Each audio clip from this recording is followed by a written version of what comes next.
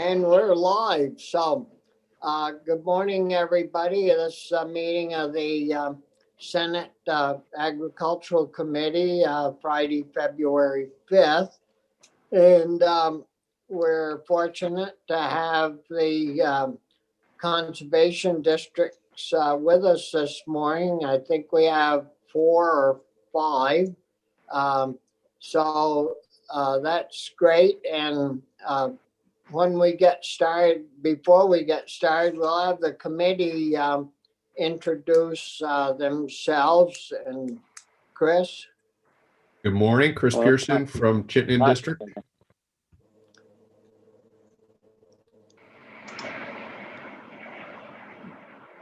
Anthony isn't on, so go ahead, Brian. Yep, Brian Collmore representing Rutland County. I'm Hi, Hillary.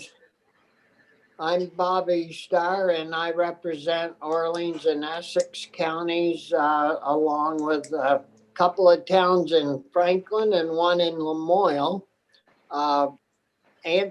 Senator Polina from Washington County will be joining us when he gets his internet straightened out. And Senator Corey Parent from Franklin County is also on the committee, and he had some meeting he had to be at earlier this morning, and will be along as soon as he can. So I want to welcome the conservation districts to our meeting, and Jill, we'll turn it over to you. And you can introduce your guest and we'll proceed. So good morning and welcome. Good morning, and thank you very much for having us. I'm Jill Arachi, the Executive Director of the Vermont Association of Conservation Districts, and I'll let my colleagues introduce themselves just so you can hear their voices. Yeah. Hi, I'm Hillary Solomon with the Poultney Meadowy Conservation District down in Poultney, Vermont. Hi there, I'm Jennifer Byrne with the White River Conservation District in Orange and some of Windsor County.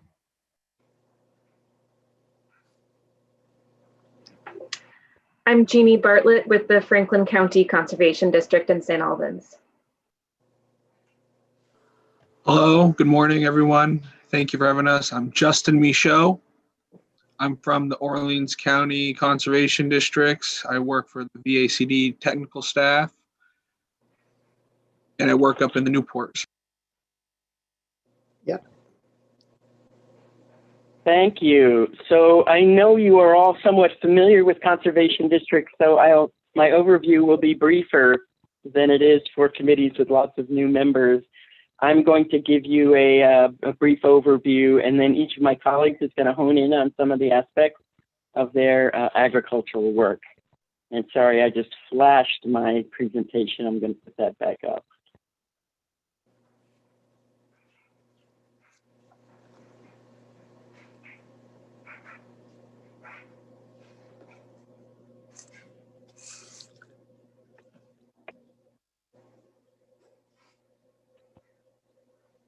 So, conservation districts, as you know, were created as a partner to the precursor to the Natural Resources Conservation Service.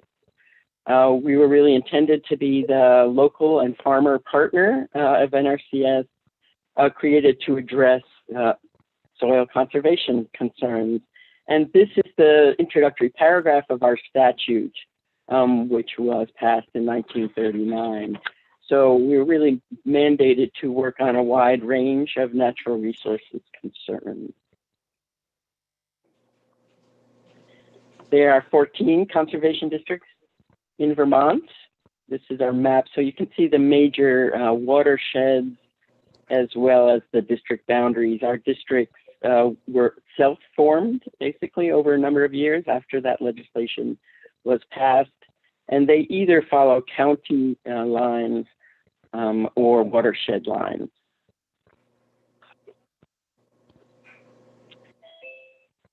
Conservation districts are local governmental entities In Vermont, they feel like mini nonprofits because we don't have any base funding at this time, which has been a bit challenging for us. But every district has a district manager. Many of our district managers have master's degrees in natural resource or agricultural fields, and several districts have additional staff, and my organization also has a staff. So collectively, we have about 55 staff statewide. We like to think of ourselves as a program delivery service statewide, with rooted in local reality. Every district has its own board that is elected or appointed from among local citizens. This is a graphic of the range of our programs. Traditionally, we work with landowners, and we're also saying now land users, not only land owners, to acknowledge that everyone has an impact on the land, farmers and municipalities. We work in a range of natural resource programs: agriculture, natural resource restoration, stormwater mitigation, forestry, education and outreach. And we work in the full range of program planning, implementation, and evaluation. So it starts with assessing needs, targeting focused areas based on needs, doing outreach and education to elicit support and participation, providing technical assistance, planning and designing projects or activities, overseeing project implementation, acting as the coordinator, and then verifying results.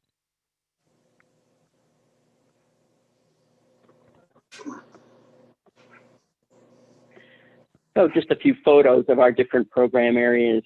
So this is a roads project here. This is again focused on reducing soil erosion and erosion of any toxins that may come from parking lots and roofs. We inherited the dry hydrant program. Sorry, my going sideways isn't working. Oh, well, we've built over 1,000 dry hydrants in the state of Vermont. We implement natural resources projects. So these are primarily river, lakes, and forestry projects, but implemented often on private lands, sometimes also on public lands, depending on the funder. So you'll see a little bit more here. Okay, now it's going sideways.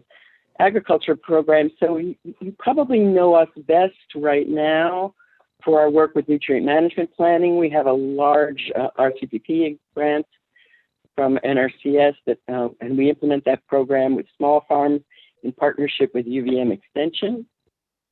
We also have a staff that supports NRCS conservation planning. You can hear from Justin. So the fairly elaborate process of assessing the land and where the resource concerns are, and then planning what projects will be implemented. And then also project management. We fund some projects, but often we're the facilitator of the process. So we're helping landowners and farmers decide who to apply for, fill out all the forms, do all the paperwork, identify engineers if necessary, provide some oversight, and then fill out the paperwork to get paid for the practice in the end. We also do education and outreach, honoring our losses here. And our education outreach is in all ranges. This is focused on agriculture. We support the Envirothon, which is a high school education program. Competition, we do education for school children through conservation field days. We work with high school students and college students, and then foresters, farmers, citizens. And then we also educate the public about the work that the agricultural community is doing to protect our natural resources and our water quality, which is highlighted here.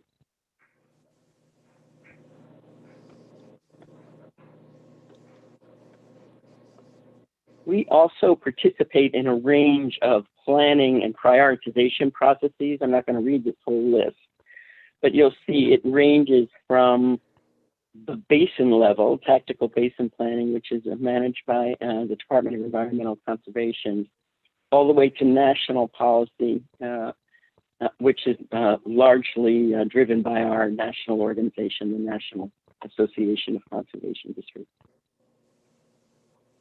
We have two entities at the state level that support conservation districts, a state agency, the Natural Resources Conservation Council, and my organization, which is a nonprofit association. I wanted to mention Vermont Agricultural Water Quality Partnership. You may want to have some testimony from this collective group at some point. Keep thinking we should do that. So this is a group of 9 governmental and quasi-governmental organizations, federal, state, the VHB, UVM Extension, and the conservation districts at the local level. And the purpose of this partnership is really to coordinate efforts to share information confidentially in a non-regulatory way, and to give farmers the best, the best experience of technical assistance and financial assistance support.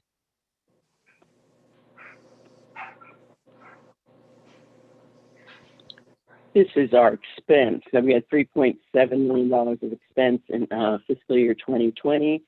Collectively, all the conservation districts plus VACD. You can see the heavily state and federally funded. Our funders are primarily Agency of Agriculture, Department of Environmental Conservation, and NRCS. And then some, small grants often provide opportunity for creativity in the way that the federal programs sometimes, are more restricted in terms of what you're able to do with that funding. So that's fun. And then the pie chart on the right shows how we spend our time. So this is not by budget, but by staff time. It emphasizes quite a bit of agricultural technical assistance. And then there's more funding, pass-through funding for construction projects, which is not really captured. It's captured in $3.7 million. I wanted to highlight the fact that we, conservation districts and VACD, had to write 140 grants for this funding, which is a burden. We're still hoping to identify a source of dedicated funding for districts so that we don't have to spend so much time with grant administration. These are our partners.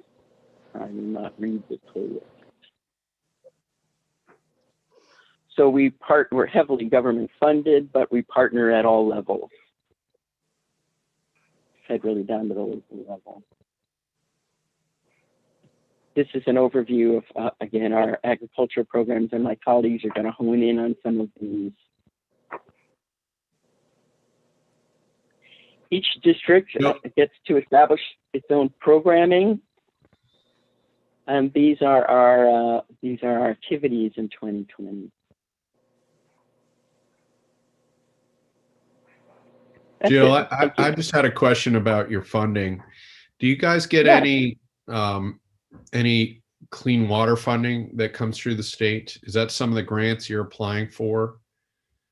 Yes, our Department of Environmental Conservation funding and our Agency of Agriculture funding is both clean water fund funding and partially capital fund budget funding. So the 50, I remember this from last time, you having to write so many grants, and there was a time when we had talked about trying to streamline that, just because it's such a not an efficient use of your energies. Has that scaled down, or have we not been able to get there yet? We're not there yet. It's, we have both our state council and my organization, we have some umbrella grants. So we manage a lot of these funds now directly rather than, and then give sub-grants to the district. So it streamlines things a little bit, but there's still a grant writing requirement for district managers. They don't have flexibility in how they spend their time. They have to work on their grants. So that's a real disadvantage to not having a source of core funding, because, they want to go to a meeting and, their input is valued. If there's not a grant to go to that meeting, they're not able to go, which is, I know district managers who've been asked by towns to assist with this or that, and they're like, I'm really sorry, I don't have the time to help you, It's a disadvantage.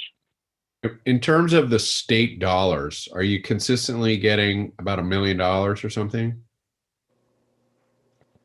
It's about, so the grants span, the grants from DEC tend to be 2-year grants, and the grants from the Agency of Ag are 4-year grants. So the Agency of Ag grant is over $1 million, split up over time, so they spend it over 4 years. The district spend it over 4 years.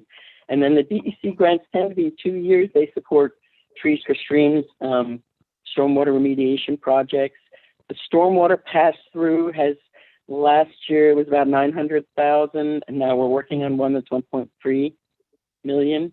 And most of that is passed through to the community for whatever the construction project is. There's a little bit of planning time in a separate grant agreement. We also have grant agreements by project phase, unfortunately. So, assessments are one grant, planning is another grant, design is another grant, implementation is another grant, rather than sort of funding that supports the full range of programming. We love Seems as funding though- bureaucracies. Yeah. Seems as though we could streamline that, or for a longer period of time, because it's sad to have people sitting there writing grants when you could be, out working with projects and getting things done, so.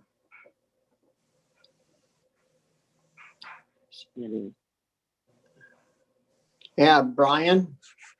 Thank you, Bobby, and good morning, everyone, and it's great to see you all again. Jill, I have to say, until you showed the slide about the rural fire protection, I had no idea that fell under your purview. You mentioned that you inherited it. I think is the word you used. Who had it before? Sorry, I caught you. Excuse me. It was managed by the RC&D Council. So Resource Conservation Development Council. This was an organization that was created to bring together the different aspects of USDA programs. It was a really cool idea. It involved conservation districts, rural development, FSA, NRCS, and the councils had director positions funded by the feds, and several years ago, that program was defunded. Okay. So Vermont lost our 2 R&D councils, our C&D councils. They were not able to continue to function independently as nonprofits, but their programs survived. So the Better Back Roads program was an RC&D program. It's now been integrated into the state government, and so has the Rural Fire Protection Program. So the programs actually done in Vermont by RC&D were very important. Yeah. Thank you very much. And have survived this sort of dissolution of the organization. Well, and don't miss, we put money into that fund through either the capital bill or appropriations each year for the dry hydrant programs, and you folks administer that for the whole state? Yes. So there were 2 RC&D councils, but the one based in Berlin managed that program, and we inherited the whole program and the manager of the program, Troy Dare, who's been implementing that program since it began when he was a student, a work-study student at Vermont Technical College. He's an engineering tech, so he works directly with fire departments and towns, does the outreach, does site visits to identify sites, designs projects, manages the grants, oversees implementation, certifies that the hydrants have been built to his specifications, and then processes the payments. And we're supported through, it's now public safety, it's the fire protection division of the state of Vermont. So we get 2 significant, 2 grants. There's a line item in the big bill, and then there's some capital funds that come from the Department of Public Safety. And then we get about $25,000 a year from the Forest Service for rural fire protection as well. Yep. Any other questions? Jill, you proceed now. I will let my colleagues continue. Thank you. Yeah, so is Hillary up next or?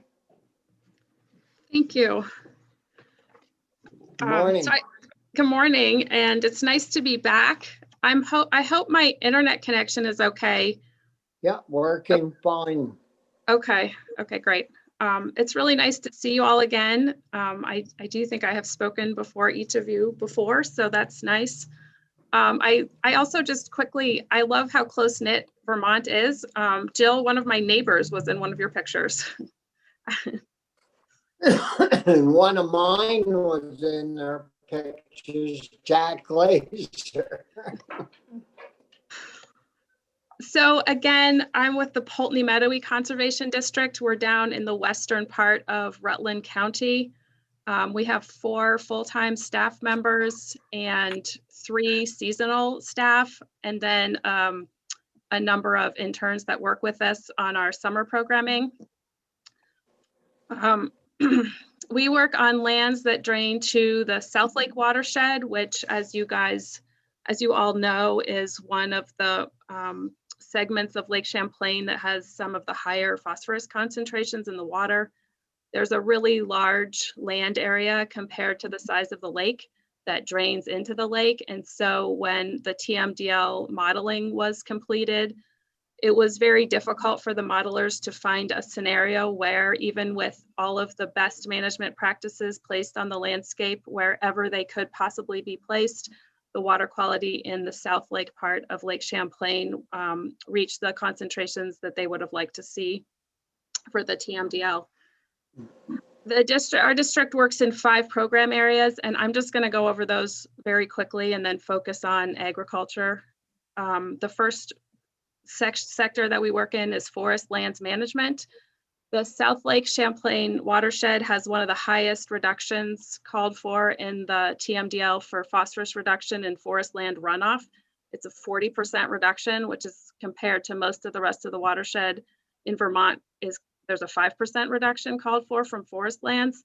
So I think that's relevant here because a lot of forest lands are actually owned by farmers. And so those farmers might be aware of the reductions that are required, from their production areas and their field practices. But at some point, there will be reductions, they'll be looking at forest lands to make reductions too. And quite a bit of our area is forested. I work in stormwater projects. Also, the district has been involved in each of the stormwater master plans that have been completed in our area. Those projects are assessment projects to try and locate stormwater projects, and we have identified and prioritized over 200 stormwater projects in the district, and implementation work is starting on those projects. We work in the natural resources related sort of education and outreach area. We try and do a lot of education and outreach just through our normal grant programming, but we also do a little bit in schools as well. We operate a native plant nursery and participate in tree plantings each year, and then the native plant nursery, which is located in Poultney on actually Village of Poultney lands. It's been a nice partnership with the town. Is an area where we can hold some of our educational programming, especially when we're looking forward to holding some more of that in the future. Obviously, last summer was unusual and we had one open house, but other than that, we didn't have a lot of educational programming for obvious reasons. We participate in watershed assessments and research, and we have been participating in the La Rosa Water Quality Monitoring Program with the state since its beginning in 2003. So we're looking forward to continuing that participation this year, although it is currently unfunded. And then agriculture, about half of our budget and 2 of our full-time staff members participate in our agricultural outreach and water quality programs. We participate in many of the same programs that the other conservation districts participate in. The first one is through the Agency of Ag. We like acronyms, so it's called AgQuip because it comes through the clean water funding. We have about 2/3 to 3/4 of a staff person who's funded through these programs or through those particular funds, sorry. And they work with about 25 to 30 farms each year. And I'll let the other districts staff talk more about that particular program. We participate with UVM Extension on the Agency of Ag tile drain monitoring program. So we collect samples at the outlets of tile drains, and then Agency of Ag will look at all of that data collectively and try and make an assessment on the impact of tile drain effluent on surface water quality. We participate in a statewide effort to help farmers get nutrient management plans and help them learn how to create their own nutrient management plans. We provide a lot of support both in the field, collecting soil samples and manure samples, and then also helping them enter their data, interpret it, and make manure spreading recommendations, et cetera. And that program really, Jill has been really essential in that program, helping the districts get funding. It's been a great partnership between the districts, NRCS, and UVM Extension. Our newest ag-related grant is actually a wetlands outreach grant. So we try and provide, bring on site when we're visiting farms information about wetlands that might be located in marginal farmland area where they might consider doing some type of a wetland conservation program. The farmers have been maybe not super excited about transitioning land out of ag production into wetlands, but they know the land really well. And so a lot of times there's an area that they may have farmed or their parents may have farmed on an adjoining landowner's land that isn't a farmer, that is a wetland, and they stopped farming it because it was a wetland. And so we've gotten a couple of referrals to those types of properties, which have been really helpful. The other thing we do is communicate with farmers who are doing field, installing field practices on their own without cost share. And so we try to make sure that that information gets put in the partner database and then is tracked for the TMDL reductions. Finally, our cornerstone, I guess, agricultural program is the ACAP program. It's the Agronomy and Conservation Assistance Program. That program was initially funded through the through US EPA and is now part of the Clean Water Fund. This is our longest standing program. We've had the same staff person as our agronomist for the last 10 years. This program is going into its 11th year this year. It's run in partnership with UVM Extension. And the reason that US EPA originally targeted our area in Rutland County, so we work in all of Rutland County, both the Rutland Conservation District and our Conservation District for this program. And the reason it was targeted is that of the roughly 100 farms that we work with, 2 are medium farms, 25 are certified small farms, and the rest are true small farms. And so a lot of times it's just family members working on the farm. It's usually multi-generational, and usually those farmers don't have time to get off the farm and to go to workshops or trainings. And so they're really best served by somebody just showing up, knowing their operation, knowing what programs might apply, and then helping them sign up. During our last grant, sort of our grant contracting phase, Jennifer worked with 46 farms, and she had 170 on-site visits. And we believe that this consistent sort of help is really advantageous to the farmers. And we're able to get to know them, get to know their operations, and we hope provide help that's that really aids them in their farming endeavors. One of the areas that Jennifer specializes in is soil test phosphorus levels on fields that are high, come back high, obviously are a threat to water quality. And one of the things she does is work really closely with these farmers who have these high test results. Usually they're down in the river valleys. So any runoff might make it to a river. So she works with them really closely, monitoring those soil test phosphorus levels, tries to help them grow crops with none or very little nutrient inputs, and then hopefully over time to slowly draw down those phosphorus levels. And one of the things that Jen has learned is that there are usually 2 reasons why a field has really high soil test phosphorus. Either the field is really conveniently located to the manure stack or pit, so in a pinch, it can be used for spreading. But the other thing she thinks this is actually more common, is that, you know, in Vermont's history of settlement, we had a lot of just family farms where each family had a number of animals. And that these areas that are high in soil test phosphorus are actually old settlement areas where a family would have had a couple of cows and a couple of horses, and may have lived in that area or had animals housed in that area for quite a long time potentially. So that is what I wanted to present today. And I don't think we're here with a formal ask today, but obviously the grant writing, the time to spend grant writing is something that interferes with our ability to really be out working with people. And just seeing how having, you know, as a district that's had a long-term stable program, it's definitely been to our advantage. And it would be really nice to see that type of stability, or to know that you had funding for the next 5 years to really have a program that you could build upon. So thank you very much. And I'm happy to answer any questions. Yeah, thank you, Hillary. Could some of the grant writing be done at the main office to cover the entire state, or is each district kind of have their own programs that they have to write the grant for? I can tell you, so right now I'm writing 4 grants. I was actually at the office till 12:30 last night, so I'm pretty tired today.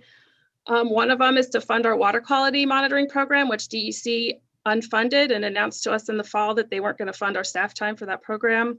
One of them is to do a functioning floodplain assessment in a watershed that has really bad flooding and the floodwaters threaten the village of Pollitt. One is to do a scoping study where runoff from Castleton University and a couple of streets are flooding the library and causing dangerous conditions in Castleton. Was that 4? I think I said 4.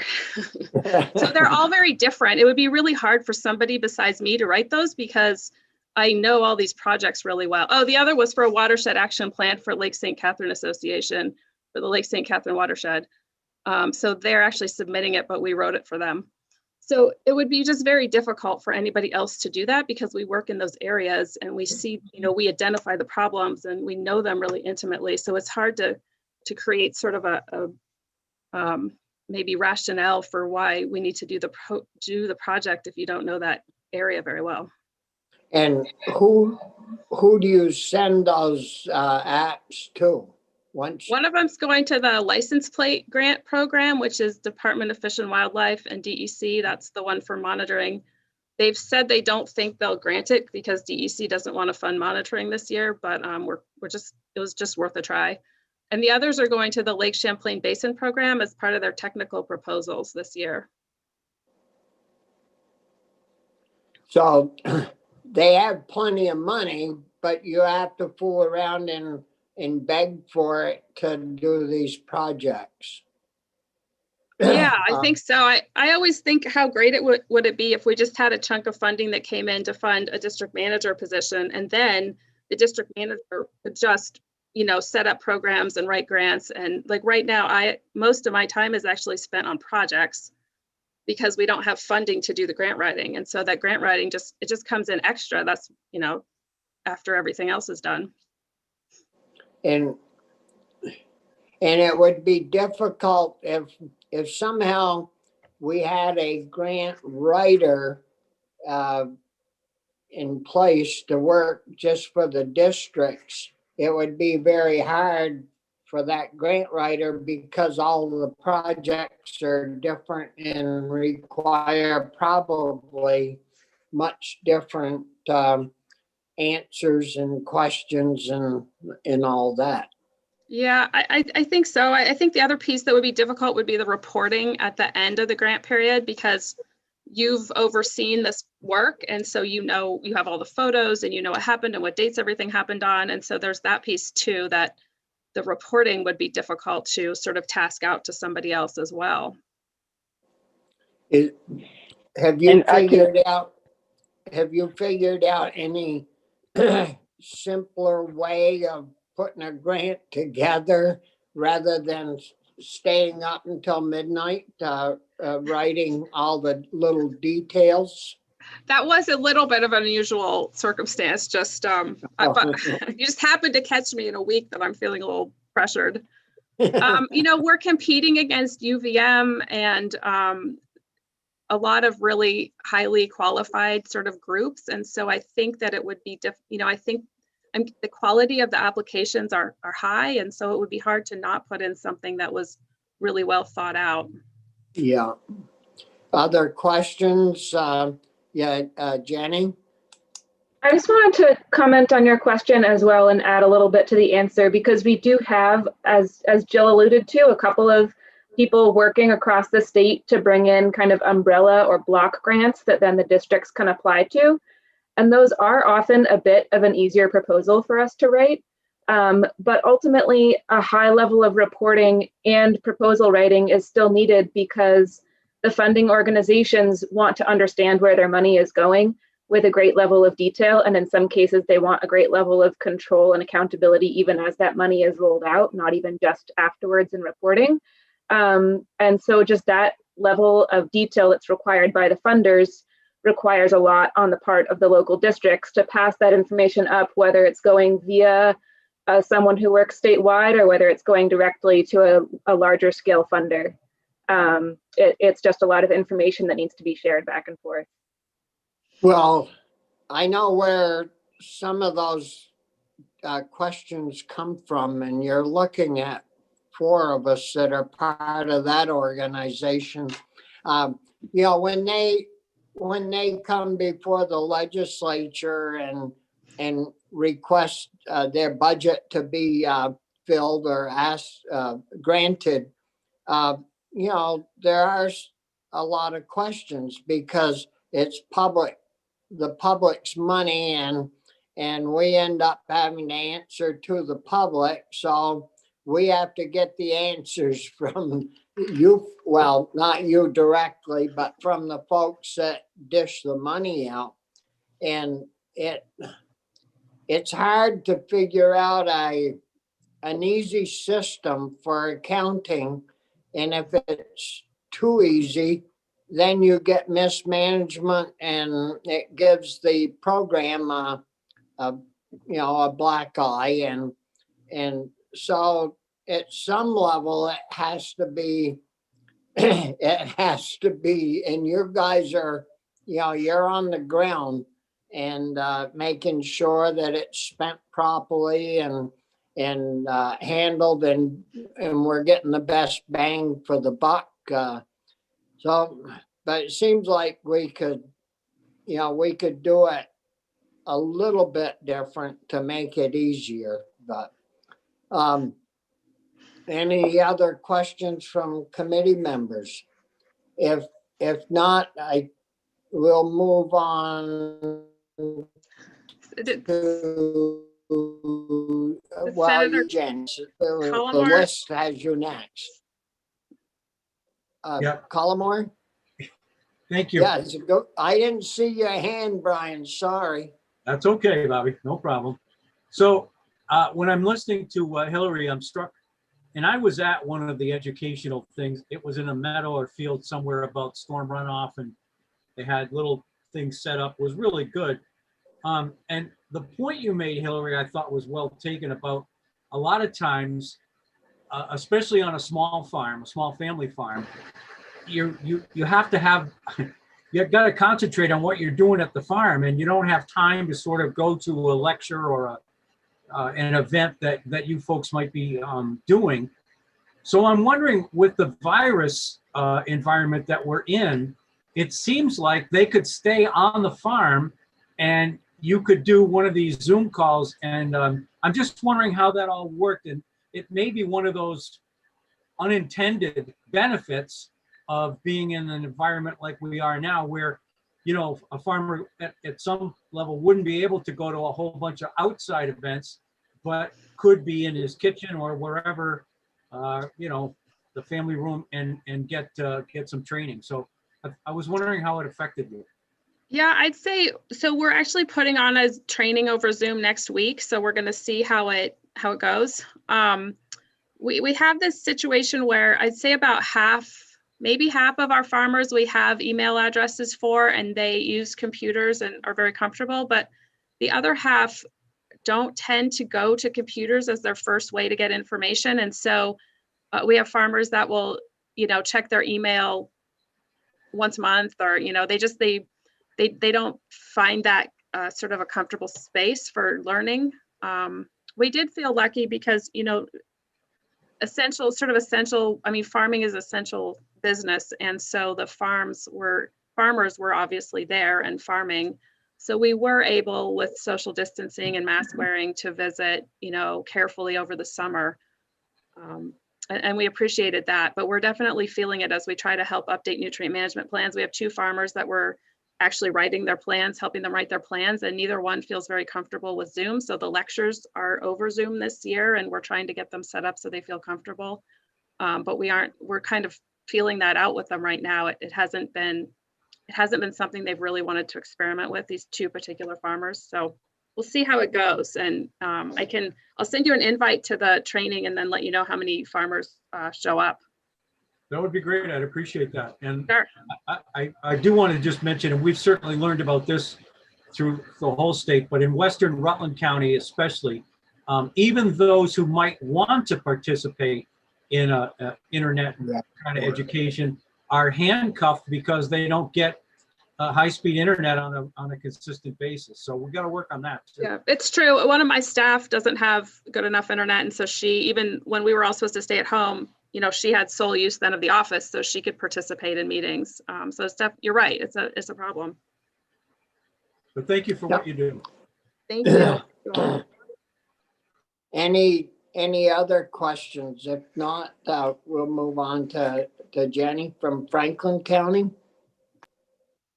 Hi, everyone. Great to be with you all again. Thank you for the time. So again, I'm Jeannie Bartlett, and in 2016, I took the position of managing the Franklin County Conservation District with the goal of growing the district from a very limited 10-hour-a-week position to an effective partner for water quality.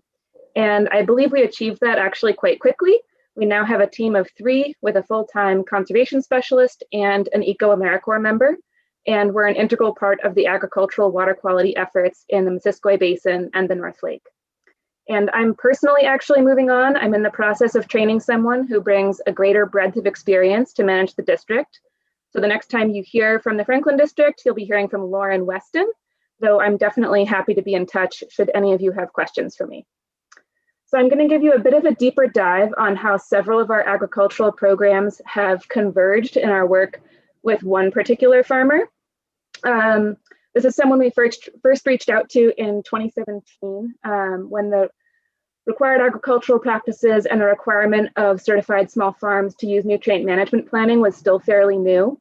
So this farm hadn't worked with NRCS or the Agency of Ag in the past, and they didn't have a nutrient management plan, but they immediately signed up when we reached out, and it was really clear that they were driven to do the right thing. So that fall, we soil sampled all their fields, we ran erosion models for all the fields, and we helped them through UVM's nutrient management planning class, integrating all of that information that we had gathered into a plan for what nutrients go where at what time.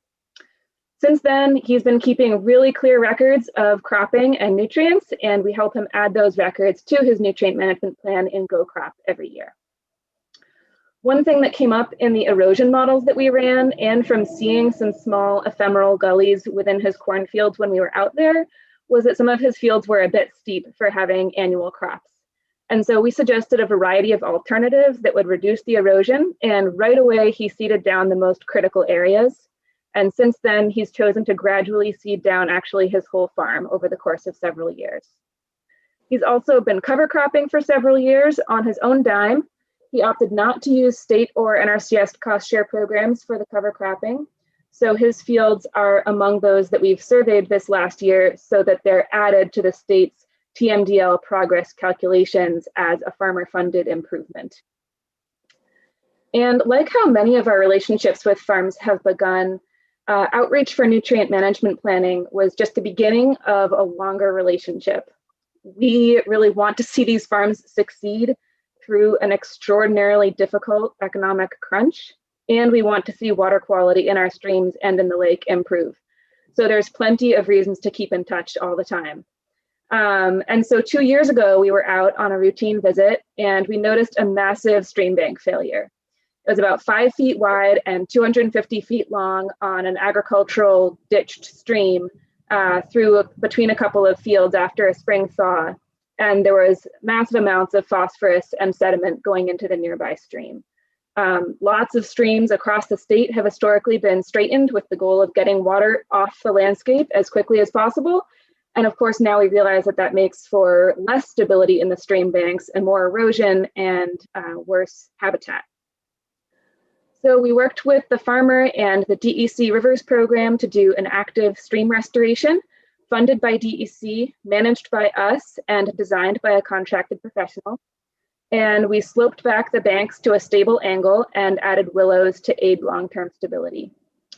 Now, lots of other programs that we work with farmers provide an economic benefit to the farmer or have the potential to. This one didn't. We were straight up asking him to let us cut away some of his adjacent farm fields. We gave him a few different options that had variation in how much of a mini floodplain we created in the bottom of the stream bed. And he ended up going for the one that was the most proactive, the most likely to have long-term benefits even during extreme flooding, and required a greater sacrifice of his acreage, uncompensated. So we were really impressed that he chose that, and we think it speaks to his internal motivation and his drive to take care of the land and water, and also to the relationship that we built with him.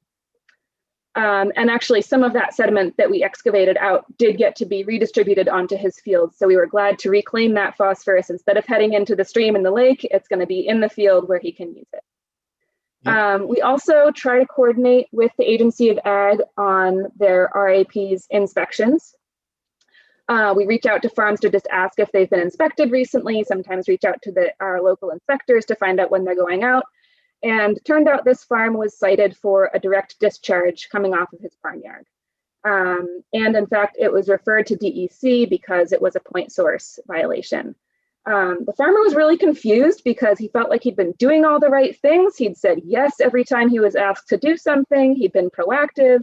And because it can be confusing for farms, all the different people coming out saying they're there in the name of water quality, and it can be confusing. And so we were there to help explain to him where this was coming from, what he needed to do to address it, who he needed to work with. It was a slow process at first.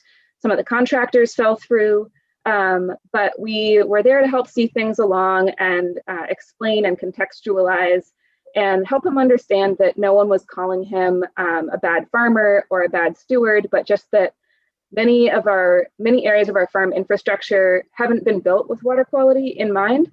And so that's what we're inheriting. And this is just something that needs to be fixed. And it doesn't mean that he did a particularly bad or wrong thing.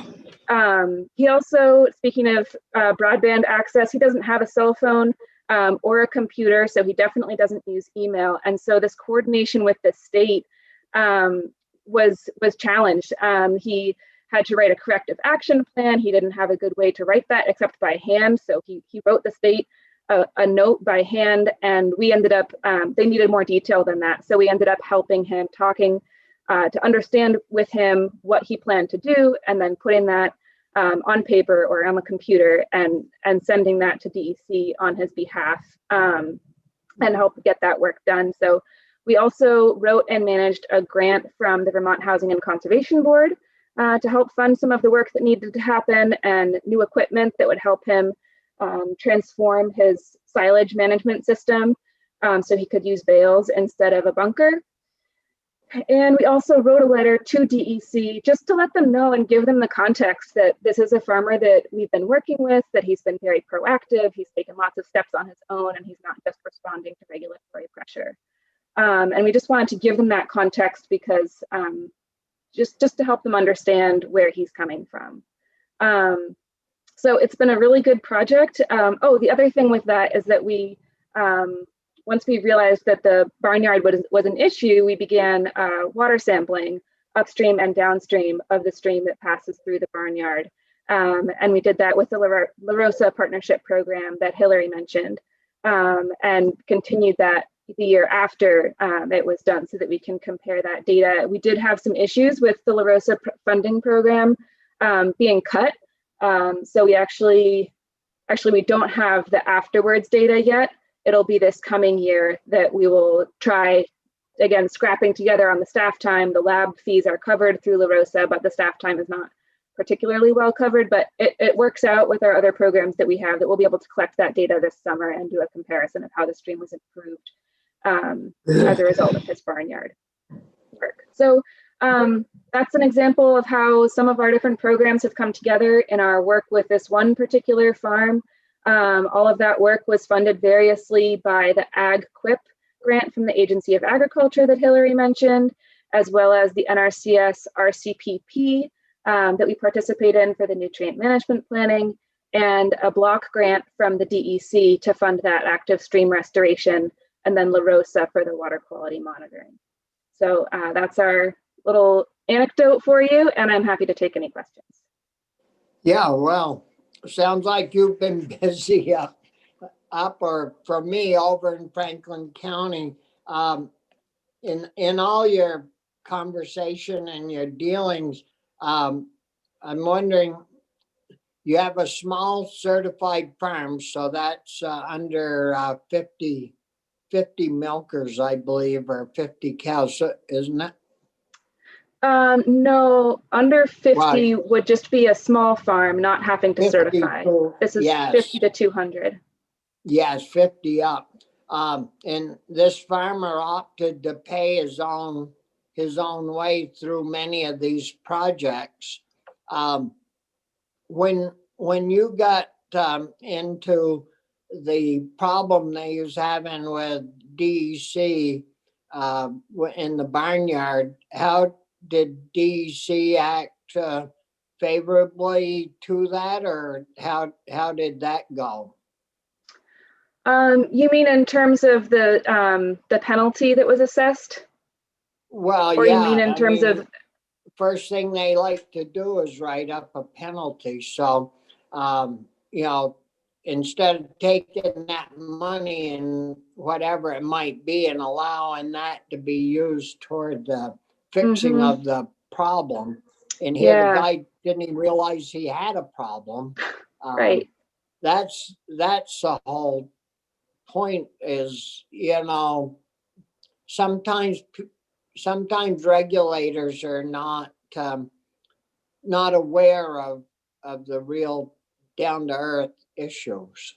Yeah, and that was something that actually proved helpful with the letter that we wrote to DEC to explain the work that we'd done and our experience with this farmer, because it was a significant penalty, and they reduced that penalty significantly in response to the letter that we shared. And we found DEC very, you know, relatively easy to work with and understanding, but certainly it was really disheartening at first to see a penalty being applied to a farm that in so many ways was just going above and beyond to do the right thing. It was definitely disheartening, but we were glad we could at least get the penalty reduced and get the problem solved. Yeah. And he did receive some funding to help resolve that barnyard issue. Yeah, through the Vermont Housing and Conservation Board. Yeah. Questions from committee members? No, pretty quiet. We'll move on to, I believe Justin is up next. Hello, how much time do we have? I know 10:15 is your next appointment. Well, that can get pushed a little bit. And we have still Jennifer to come behind you, so, you know, I'd take 10 minutes at least if you could keep it within that. Oh, absolutely. And I've shared a success story with you that my counterpart, Sarah Damzell, wrote. She's the Orleans County District Manager. Yes. And if Linda, if you could share that story with committee, that would be great. And this is a really great story that kind of brought in a lot of partners for a lot of things. And I will just touch on a few things. I did the conservation planning part early on and helping with their easement with the land trust and NRCS, because I primarily work under like Farm Bill support and do a lot of NRCS work. So I wrote this ale plan, and as you can see from the pictures down low, the before, they needed a fence on this waterway right outside the production area, kind of a violation of the RAPs. If we could scroll down a little bit.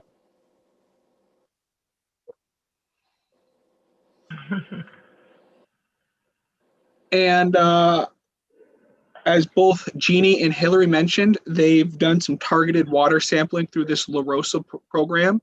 And Sarah did the same thing. She did a sampled up top and then down low. And there was some really high phosphorus levels with the cows in the stream. And then you can also see that heavy use barnyard area in the before shot that is kind of pretty denuded and a water quality concern. So with on top of the fencing in the barnyard that was installed with the Agency of Ag BMP program, you can see that down on the next page when Sarah shares the results, that there was a massive reduction in phosphorus. And these water samples really put proof to the work that we do. The before samples that show high level phosphorus is really important information to share with a farmer that they do have a problem or potential problem, because they get a lot of finger pointing and you don't know, but with this water sampling, it really helps kind of strengthen your case. Hey, we have a water quality problem here, and then really target our practices to try to fix that. And with the fencing in the cattle lanes that was done through the Memphremagog RCPP, which is like an EQIP program with NRCS, and then Agency of Ag coming in to team up and do the barnyard, because this was at a time when NRCS kind of had to do full farm fixes, and that's kind of not always financially feasible for a farm, or doesn't make financial sense. So what the districts does really well, as me as a conservation planner, Sarah as a district manager, and her team, we really help work as case managers and try to get the farmer to the program that they need. It's the most efficient for them and giving them options. And I want to touch on this La Rosa funding that was been pulled was a real bummer, because Sarah and I and Ben Copans were talking with about a larger farm who's interested in doing some improvements. And we proposed a bunch of water quality sampling sites to start this next year to kind of really target the worst spots, because this farmer has a lot of problems and they've been reluctant to get on the ship of environmental conservation. So the water sampling and the monitoring was going to be really crucial to be like, find the spots where we could do simple things to stop these phosphorus drains, especially when you're in a watershed that's impaired by phosphorus. And this is in the Memphremagog, which is impaired with phosphorus. And the targets aren't as bad as Lake Champlain. So work now can really go a long ways in meeting those goals. But when you have to find grants to do the water sampling processing and pay for your time, and then you gotta beg this person and beg that person, it just makes work really difficult. Whereas if we had that funding in stone and we could be going with that farm and setting up these sites so we are ready to roll at spring runoff at the most critical, one of the most critical times of the year, that spring runoff, and catch those spots. Whereas, it goes, it's conservation is very slow. So if this continues moving on, then it's, oh, we missed another year. So that was quick. I wanted to share this. Please, if you have some time to look over in this success story in detail, because it's a really great story and really highlights the partners and everything that the conservation districts does well in getting this on the ground. So why is this funding being cut statewide? Is that state money or federal money? I believe it's state money with the La Rosa grant because they had two grants, one to process the samples, which I believe is still in place. But I think Jeannie and Hillary both mentioned on this that your time is not paid for, and they can probably follow up a little bit better. Yeah, Jenny? Yeah, so what happened was that last year, the funding for the La Rosa Partnership Program was completely cut for that year. So the lab would not even process samples for us. And that was a really dramatic change. This coming year, they are coming back online with processing samples for partners, but it's being managed differently. So it's being much more organized by the DEC, and then the DEC is working with local to actually go out and collect the samples. But DEC is more determining the sites. It sounds like we will be able to have some opportunity to tell DEC what sites we think would be useful to sample. But the other major change is that the sampling season is much compressed. Under the old model, we used to be able to say, we want to collect samples in March, and then we want to collect samples again from September through November, or whatever schedule we wanted. Under the new system, it's all going to be confined to the summer months. Which is actually the least effective time to be collecting water quality samples for at least for more erosion driven things. It's good for slow drip like barnyard runoff.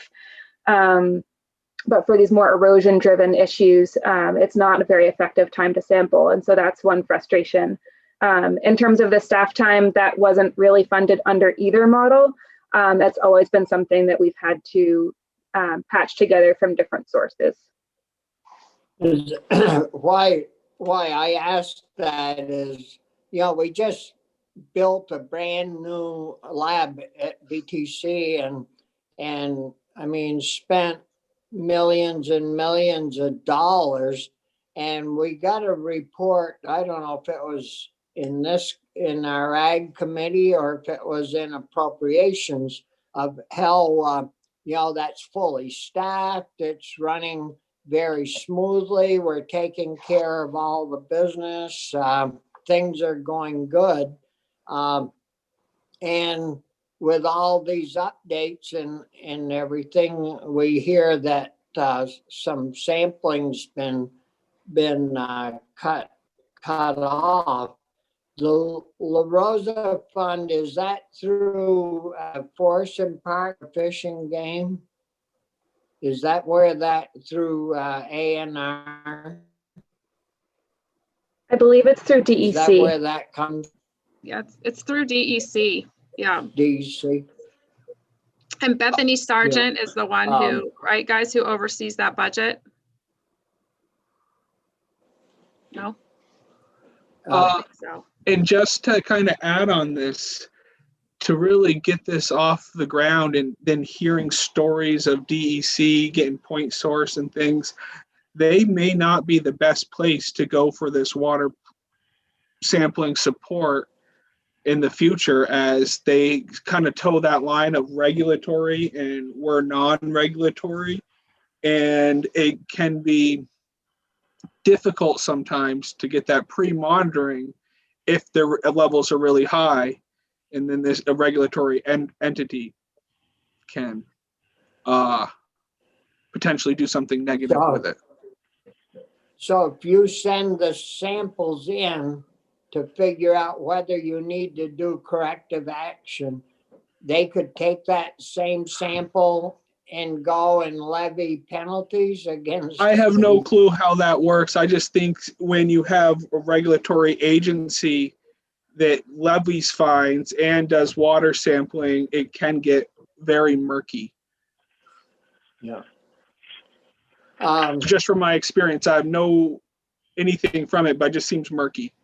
Yeah, I don't believe that's actually happened, but it's definitely a concern when talking to farmers about this because it could theoretically happen. We have to give a GPS location for where every sample is taken, so it could definitely happen. Yeah, well, we know, farmers are suspicious and they have reason to be. When you hear stories about what went on, I don't know if it was at the Mooring Farm or another farm, and then, you folks having to deal with that. Any questions, committee members? If not, we'll move on to Jennifer. Senator Collmore. Yeah, I just wanted to put this in, and I don't want to cut Jennifer off. You can take all the time you need, Jennifer, for heaven's sakes. But I think Yeah. what Justin just brought up and what I'm hearing from Hillary and Jeannie too is that this program, this conservation district is so important because the focus is not on enforcement. It's not regulatory. It is to help and offer assistance and provide training and resources to sort of always do the right thing. And in 99.9% of the cases, it's what the farmer wants to do. And I just see this as a really good relationship with our agricultural community. It's kind of like you show up and instead of kind of running the other way and getting away from you, they're happy to see you when they take advantage of everything that you can offer them. So I hope we can find a way, Mr. Chair, to help these folks out this year, whether it's with kind of a reallocation of funding or to do something to help them with especially the grant writing and relieve them of that pressure so that they can go to the farm and do what they really want to do. That's all I guess. Okay, Jennifer. Yeah, you raised some good points. So Jennifer, it's your turn. Sure. Thank you so much. So again, I'm with the White River Natural Resource Conservation District, most of Orange and Windsor County, but we also have an agreement where for agricultural work, we also cover the Ottaquechis districts, which is the remainder of Windsor County. So our district has currently 3 staff. We have a conservation specialist, myself, the district manager, and we've also leveraged some of the state funding from the Agency of Ag and a federal grant, or sorry, not a federal grant, a national grant from the NACD, the National Association of Conservation Districts, to fund a program assistant in the White River Junction NRCS office. And that person is, it's sort of like a secretary, it's all administrative work, but she's really going to help free up some of the NRCS staff who, should be out in the field providing technical assistance. So we're really happy to be filling that need. So we're based in the Connecticut River watershed. We have, some different issues on the eastern side of the state. We have some impairments for nitrogen, not so much phosphorus. This might be due to our soils. We have a higher clay content. We have lots of hay and forest, pasture and grazing. And I'm sure you have likely met Paul Doughton and members of the Connecticut River Watershed Farmers Alliance. So we work in an administrative role to support them. We've built them into some of our operating grants. So we do a lot with them. And I'll speak a little bit more about that in a minute. But what I think of our role, it was mentioned before, project managers. I think one of our most important things, since most of our money, operating money, is state money, is to help farms comply with the RAPs, help them come into compliance in a non-regulatory way, like a handhold, trying to assist them, choosing between multiple these overlapping state and federal programs, trying to figure out which is the most applicable, most readily available, and try to weigh the pros and cons with them, educating them on the RAPs, and collaborating to fix those issues without the fear of being reported on. That relationship of us being non-regulatory is key. It's really, really critical, as it was pointed out. So one of the ways that we've been able to assist really one-on-one is with nutrient management plan development through our RCPP grant agreement. And so we have been helping with developing plans and also updating plans. And through COVID, the farmers are essential workers, and so they still need our assistance with their paperwork and figuring out programs. So we've been busier than ever, very much still working in the field. We didn't slow down at all, and are going into this season of updating NMPs, creating new ones, as I mentioned, and we've sort of found this niche of assisting small farms and certified small farms with their record keeping. And what we found is, since the RAPs passed and everyone has been working to produce these plans, a lot of the easier farms, the kind of low-hanging fruit, they've got their plans, and when we track them and help them with their soil sampling and their manure sampling over time. But the folks who still need plans written are some of the tougher cases. So it's taken a lot more one-on-one assistance. And, for an example, we're working on a plan this winter that, as it was mentioned, they don't have internet, they don't have a laptop. So we're trying to figure out how to bring them into a safe community space that we can access the internet. And from American Solar. Oh, I think Linda, maybe if you could mute, thank you.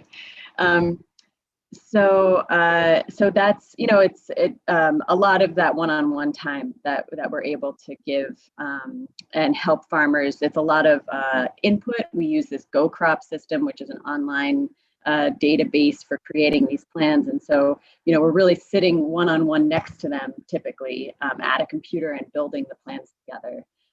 But what we love about it, although that can be tedious, what we really appreciate about this service is that we're building these lasting relationships with farmers where, in order to build the plan, we have to soil sample all their fields, and, we walk the fields with them and get to know what their goals are and what maybe some of the issues we can help with are. And then with our updates, we go back every 3 years and assist with soil sampling. We check in on them every year and give them, a jar we print out the form for them to submit their manure sample. So it's just that continual touching base, building relationships. What we want to build out this and expand on, UVM also has been working on farm management teams. And I think that's, kind of this long-term goal of consistency and trying to reduce the burden on farmers for how many people come out and talk to them about things that sound really similar to them. So having a point person will help with that. So I mentioned the Farmers Alliance, the Connecticut River Watershed Farmers Alliance, and our a partnership. We also partner with them on the equipment lending program. So we have 2 no-till drills. One is owned by the district, one is owned by the Farmers Alliance. But they manage the drills and get them out there in the community and maintain them. We also have a set of scales, portable scales for calibration of equipment, of manure spreaders. The portable scales also can weigh hay yields, which is a requirement, for inputting in your record keeping. And farmers are really eager to find out about their hay yield. So we're glad to be able to provide that service. And we don't charge for rental of the manure scales. That's a service we provide as an update to the NMPs. but we also have a sort of a growing database of equipment in the area through the Farmers Alliance, including a roller crimper. And we applied, on behalf of the Farmers Alliance, we applied for a CEAP grant, which is the Conservation Equipment Assistance Program through the state, which is a great program. That's how we got both our drills, but we applied for an Etchison drill, which is a much smaller no-till drill that we're hoping can get up slopes a little bit easier and can reduce some of the compaction, some of the issues on smaller farms, and also interseeding into existing pasture pretty easily with that. So we're hoping to receive that grant. So to go outside of more of our technical assistance and then into some of the policy work that we've been up to, our district has collaborated with Rural Vermont to host sort of a research study with assistance from Vermont Law School's Center for Agriculture and Food Systems to look into the policy questions related to PES, the Payment for Ecosystem Services conversation that's happening. I've been attending those working groups, working with Paul Doughton, and so we're really involved in that process. And we do have a report coming out, very exciting, this week, probably by next week. So I'd be happy to share that with you from the report, coming out of the law school, but addressing some of the I guess the important things that the working group should be looking at over the next year. And our goal with this, I see our goal as a district to keep this as a farmer-led initiative. It was prompted by the farmer coalitions. And so we want to, keep farmers as involved in the conversation as possible. We think that they're the experts in having to navigate these programs. So if we're going to make a whole new program or alter, existing conservation programs, we need to have their voices be heard. So to that end, we're hosting conversations throughout the state this next 2 months. And we actually also have brought in some researchers from UVM who will be writing and publishing a paper about that. So really to get farmers' opinions on some of the questions that are related to payment for ecosystem services. We've also helped to build a growing soil health policy network.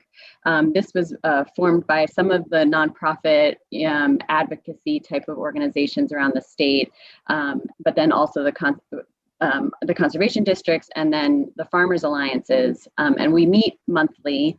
It's not really a new organization. It really is a network. It's just a monthly meeting where we come together and we share because we see that there's just a lot of silos. There's there has been difficulty communicating, but now it's so easy to meet. And so we just want to share about soil health policy research. We have these 3 subcommittees within the network, a policy subcommittee, a research subcommittee, and then a connectivity subcommittee, which is focused on connecting, all the players, the groups, the farmers, but then also connecting the programs that exist so that there's more awareness of what's out there. And so perhaps what I think our most important work is we are, local subdivisions of government, and we do have an elected board that governs us. And so, we have a responsibility to our constituents, the residents of our districts. And so we've been working with individual towns. This may be something that that you all could assist us with. We've been working with individual towns to try to get our district elections onto the town meeting ballot and actually be discussed, in the local elections because we host our elections in November. We do not have any engagement, I would say, in that process, and from the public, it's very difficult. But it's been, it's challenging to do that. I've been trying to do that town by town, and so maybe there's something that could be done statewide, if that's something that my colleagues agree with, even. And the last thing I do want to bring up is that a really valuable way that we hear from and we represent communities is by hosting the local working group. So this is a committee that's composed of agricultural producers, owners and operators of forest land, professionals in agriculture and natural resources, technical service providers in the local community. And the role of the working groups, it's a partnership to provide recommendations directly to the NRCS on local natural resource priorities, which establishes the criteria for their conservation activities and programs. So this is a direct link between the farmers and the federal government to influence their programs, and the suggestions are then taken into account with ranking and funding. And Vermont agencies, if they don't already, they can also. Oh, should I stop? Yeah, well, thank you, Jennifer. Sounds like you folks have certainly been busy within your district. And we have had the watershed people in, and Paul Doughton was in representing the Connecticut River Watershed Alliance. And so it's great to hear that you work, with them and work together and develop projects. Are there questions from the committee members, Anthony? Not a question. I just think you do an amazing amount of work. I really appreciate the fact you take like this sort of holistic approach to what you're doing. You're doing direct hands-on support. You're doing policy support. I mean, it's amazing how much you're doing. I really appreciate it. Yeah, all the districts are amazing. We're always struck by that on our district manager calls. It's like, wow, this is quite a group of people doing a lot of work. Yeah, with a very limited budget. Our next guests are waiting in line to get on. Jill, did you have anything else you wanted to add before we close out the session? Thank you very much for having us, and maybe we'll be in touch offline a little bit to discuss the funding question, but we appreciate you taking the time, and if you have other thoughts or questions for us, we'd be happy to come back. Yeah, well, we certainly appreciate all you folks and your time that you've devoted and given to us this morning. I think we've all learned quite a bit, and if we get to the point where we need, we'll be in touch with Jill anyways. But if you feel there's anything really urgent, get hold of Jill or one of us, and we'll make time to listen and try to resolve the issue. So anything else from other committee members? I guess we're all set. So thanks again, and we appreciate your time. Thank you very much. Thank you. Thank you. Thank you so much, Bye-bye. Senators.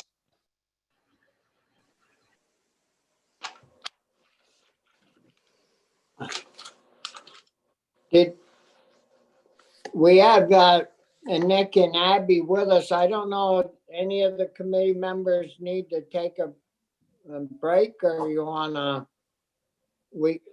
move forward. We've got an hour still left before our next meet, or hour and 6 minutes or so. But if you're all set, we can move forward and welcome Nick and Abby from the Vermont Land Trust, and get right into hearing all the good and exciting things they're doing and move forward with that. So Nick, welcome to the committee, and you too, Abby. And I guess I'll turn it over to you, and you guys can divide your time up. So I don't want to get between you two on who can talk the most of the But anyways, welcome, Nick, and it's good to see you, and we're waiting to hear from you. Well, Senator Starr, thank you very much for having us in, and I think you've put your finger on something. Abby and I both love to talk, and we both love to talk about the land trust. So, but we'll figure out how to divide it up and keep you all engaged. It's really exciting to be back with you. I know we got to spend a little bit of time a couple of weeks ago. I did with the committee. We're all just, I'll say, just as a start, we're feeling really optimistic and positive, both about the future of agriculture here in Vermont, which may sound like a strange thing to say given all the challenges right now, but I think you're starting to see this is a sector that is on the move, that's organized, and where we see a lot of possibility. So I'm very excited about that. We want to talk a little bit more about that and the role that the Vermont Land Trust is playing there. And a lot of that is down to the, I think, steadfast support from you, Chairman Starr, and from this committee, in really kind of being advocates for our farm community and recognizing the important role that farming and forestry plays, both in the character and quality of Vermont, but also in its economy and its social capital, and what makes this such a wonderful place, the place that we care so much about. And it's both been a recipe for success in the past. We also all believe that it's very much a part of what the future of Vermont will be, and what a successful future is. And the other thing that we're really excited about is the governor's budget recommend. And, to see full statutory funding for VHCB in the mix, whether you call it one-time money or not, is very exciting. Money. And it's money. And, it's for us, can't be divorced from the fact that the property transfer tax is through the roof this year, and it's through the roof. I'm sure the committee has this information. In fact, I think Senator Starr, maybe you clued me into the report from VHFA, that's through the roof because of sales of homes that are $500,000 and up, and as we dug into the numbers, even $1 million and up. And so, this is a chance for the property transfer tax to do its job, which is to really invest in low-income housing and in conservation. And then for us to come and really, I think, wow you with what the possibilities are of what that investment can create in terms of leverage, in terms of economic development, in terms of equity, in terms of water quality, all these different factors that we're going to talk about today. So I'm very excited to be here with you all, and to talk a little bit about the piece that Vermont Land Trust plays in this broader network of providers and institutions that are working hard every day. We get up every day, just like a farmer does, and go to work on these issues from dawn until dusk, because we care so much about this working landscape and the people who are on it. And I know that's true of Jessica and Jill, and the Watershed Alliances. So we're happy to be a part of a movement that Vermont is leading, and have a chance to talk to you a little bit about that today. So I'm going to turn it over to Abby. Abby joined us last year and has just been a really great addition to our team, and I'm going to allow her to sort of kick off the more formal part of our testimony. But again, I just want to say thank you so much for having us in today. Well, thank you for being with us. We appreciate it. Abby, welcome. Thank you so much. It's great to be with you all. Thank you, Senator, and good to see you all here. So we have a very just short slide deck to share with you, but we want to open it up for conversation.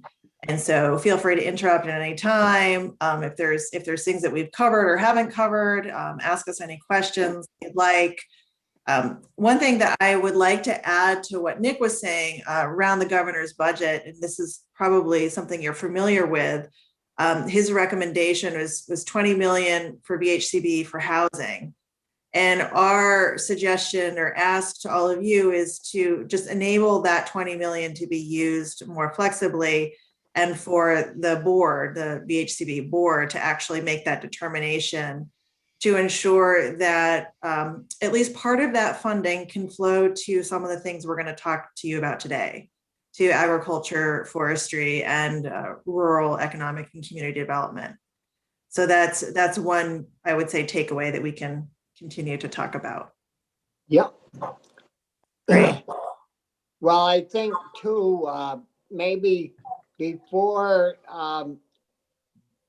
the governor put the budget, or after the governor put the budget together, we found that we've got a whole bunch of money coming from the feds for housing. So yeah, that's good that we work, with the board, and so we'll keep an eye out for that. Thank you. Okay, so great. This is what we're hoping to cover today. Just a little bit about who we are as an organization, just a quick reminder. We wanted to spend time just talking about where we are focused right now. This is just such a unique moment that we're in, and that has really forced us to think deeply and respond appropriately to the needs that we're seeing throughout the state, and then really open it up for conversation. So, vision of the Vermont Land Trust is that Vermont's communities and working landscape be vital, resilient, and connected. This is a vision that we've had for quite some time. And as I said earlier, it's one that is really that is being pushed right now, that we as an organization are being pushed, as everybody should be in the state. And that has to do with the environment that we're in and these external factors that are pressing upon us.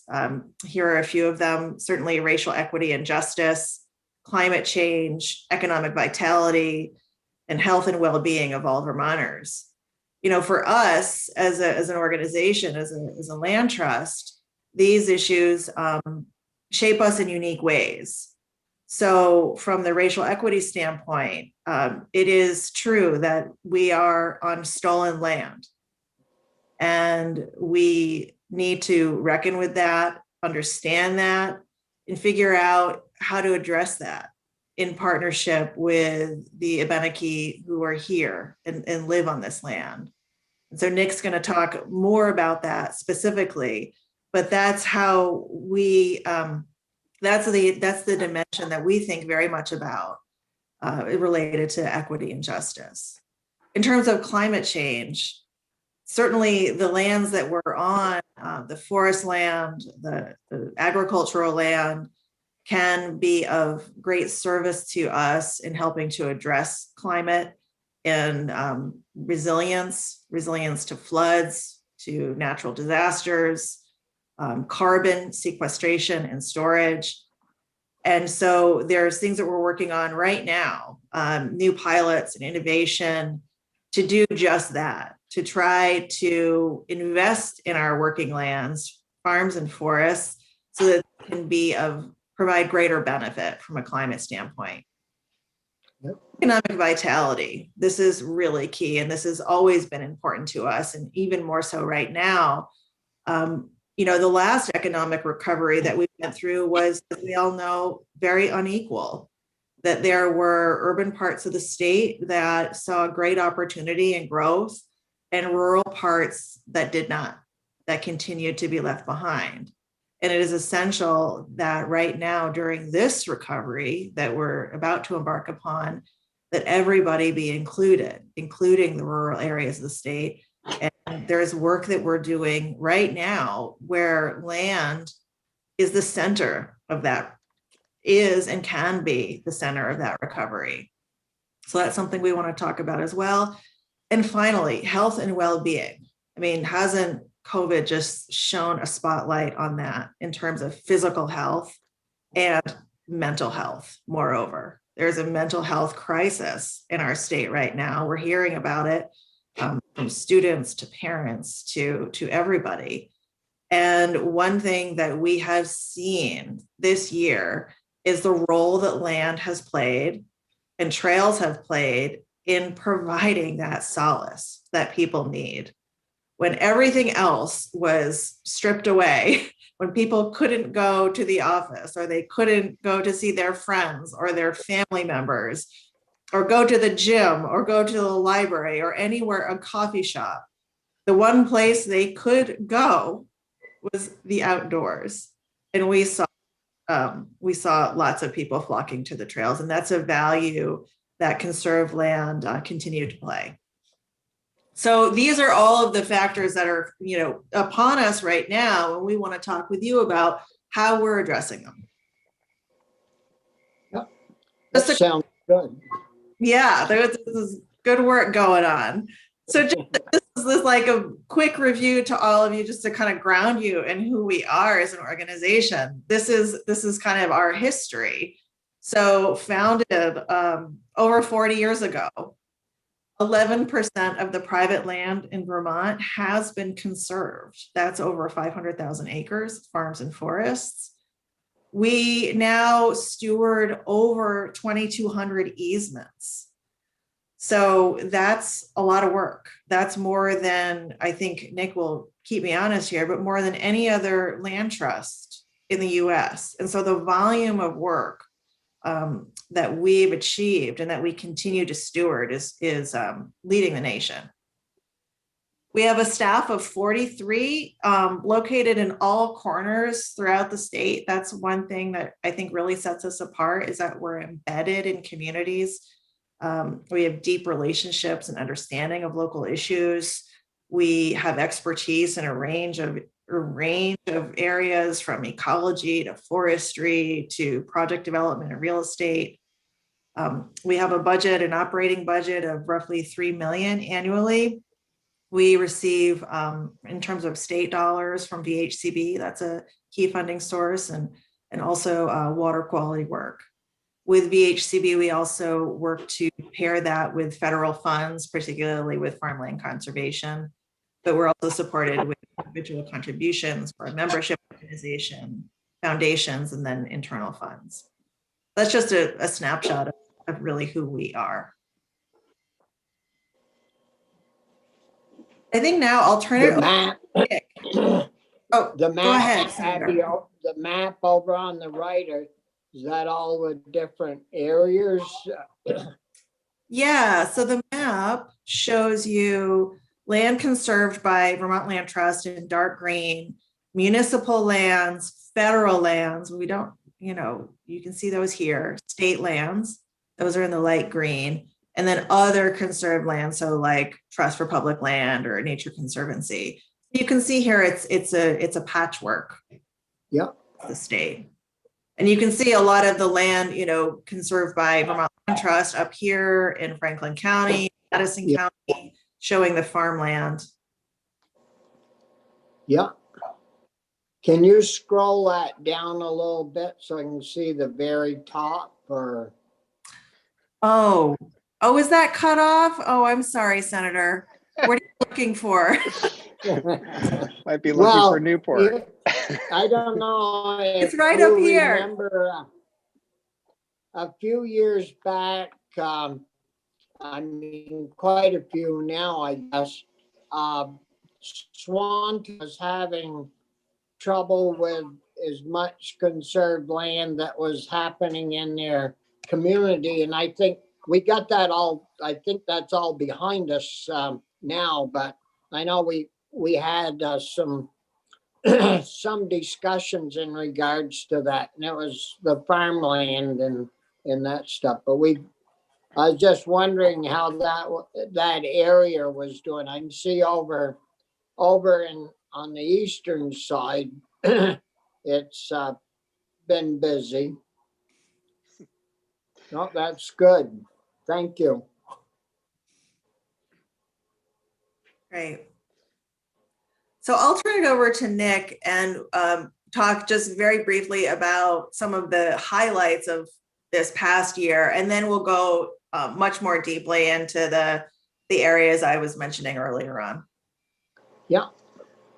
Yeah, thanks, Abby. And Senator Starr, just on your last point, we had a chance to sit down with Senator Parent earlier in the week and just kind of talk through the levels of conservation in Franklin County. And so I think, one of the things that we're very focused on at this point is, in addition to that, continuing to do conservation, with communities where it makes sense in a strategic way.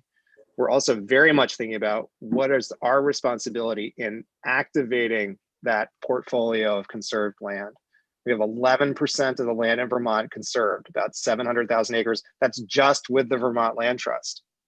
And if that land isn't active, viable, treasured, thriving, then we're not fully doing our job. That's the standard that we want to set.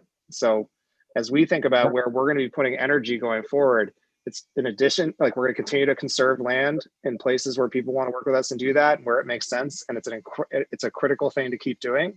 It's a great way to invest in rural communities, but there are other things that we have to do too, if we want to make sure that these lands are going to stay viable and active. So here's just a couple of highlights from 2020 that I think speak to that. Sorry, does somebody else want to cut in? Okay, so here are a couple of things that just kind of speak to that. In 2020, we conserved 20 farms, working with the Vermont Housing Conservation Board and the federal ACIP-ALE program. So delivered, I think, over $6 million of economic stimulus into the rural economy through those projects.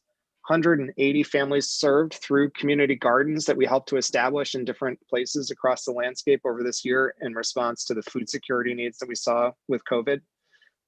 We conserved about 4,500 acres of forest land. It was a really great year for us in the forest side, and we've been able to bring in some additional funding to support that, both from the sale out of the Atlas timberlands that we've been doing with the Nature Conservancy over the last couple of years. And also just want to recognize and honor the work that's been done at the federal level. Just this year, the Land and Water Conservation Fund was permanently established and funded at a very significant level. And we see a great opportunity to bring federal land and water conservation funding into Vermont. It does require a match, just like the ACIP-ALE funding does. And we think that VHCB is in a really good spot to be able to help to support great community conservation with the Land and Water Conservation Fund. So very excited about that. We also planted a lot of trees, and we've been putting riparian buffers onto projects. So on a map, delineating a strip near a river or a waterway where agriculture has to be curtailed, and where the hope is that vegetation, natural vegetation, native vegetation will grow up and create a buffer that is good for water quality, good for flood resilience, those kinds of things. But what we've learned is that unless you actually plant trees in those buffers, they don't work as well as they should. And we've really stepped up our program of working with the Intervale Tree Nursery, with other providers to plant trees all across the state, and really activating volunteers to do that. I think we had, even in a COVID year, we had hundreds of Vermonters come out and help us do tree plantings on farms, getting a chance to connect Vermonters back to the farmers that are in their neighborhood and help to support their operations in that way. We're also very excited about wetland protection and restoration opportunities. Everybody is focused on water quality right now. Jessica was talking about it before we came in. We think the watershed alliances are great. And we know from going out and talking to farmers all across the state that farmers recognize there's a water quality issue.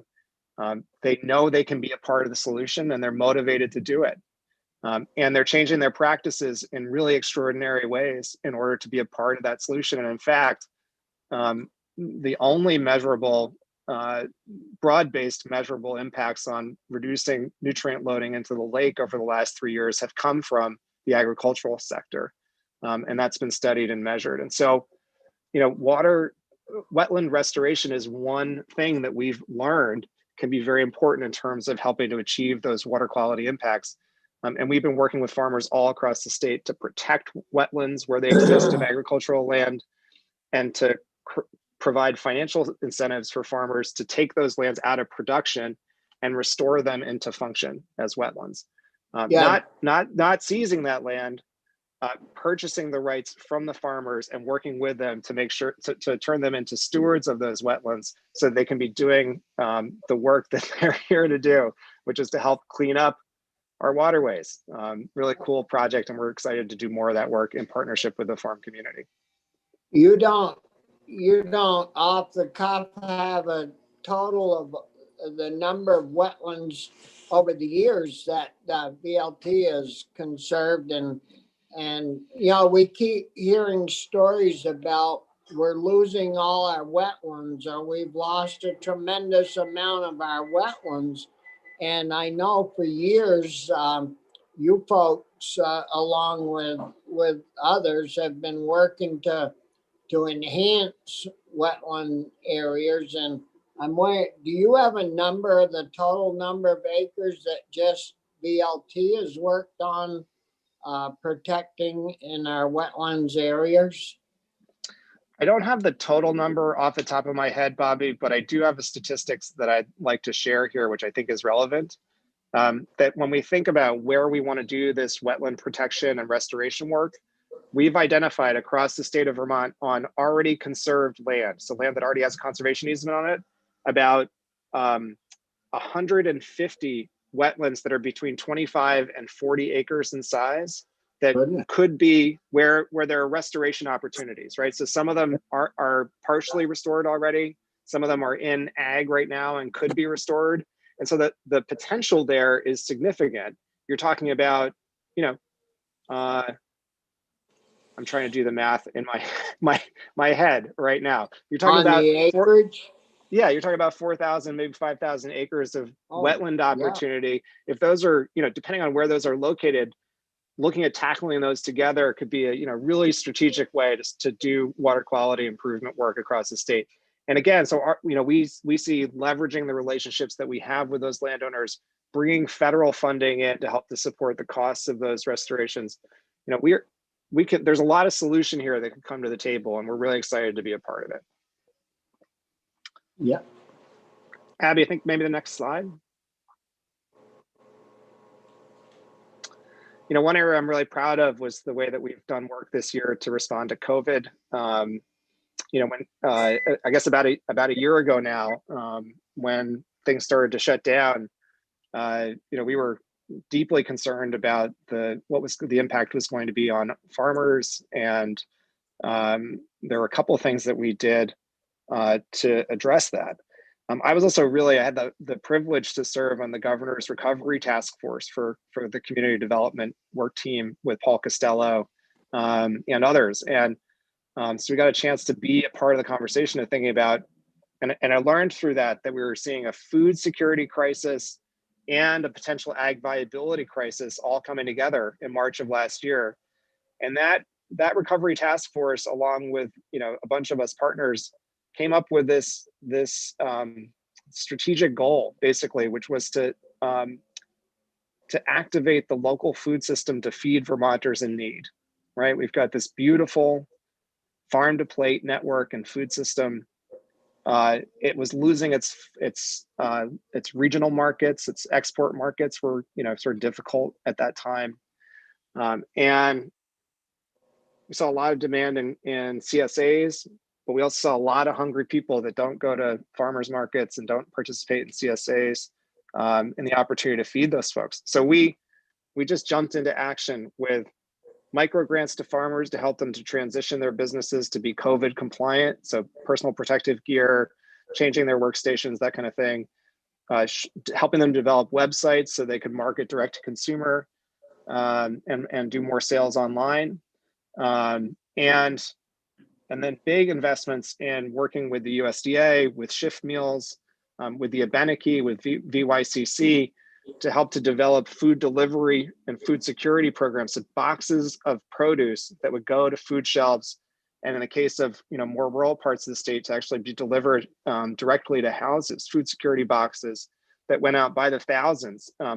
With the West Farm in Jeffersonville, Vermont, which is a farm that we own and steward on behalf of that community, as the epicenter for a lot of that work, both as a place where food was grown, but also as a hub for consolidating and integrating the food that was coming from farms all across that area in Lamoille County, and then out to people in need. So we're really excited about that work. We know there are a lot of great food security organizations that work in Vermont.